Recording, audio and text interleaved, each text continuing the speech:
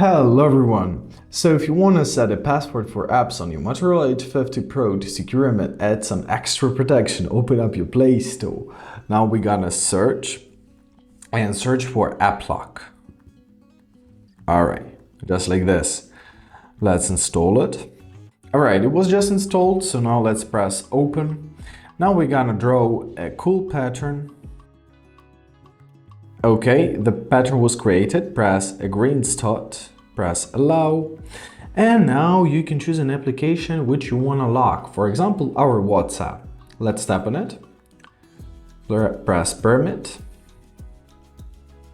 Alright, press permit. Alright, AppLock. Yeah, we permitted it. Now, all of our applications were locked.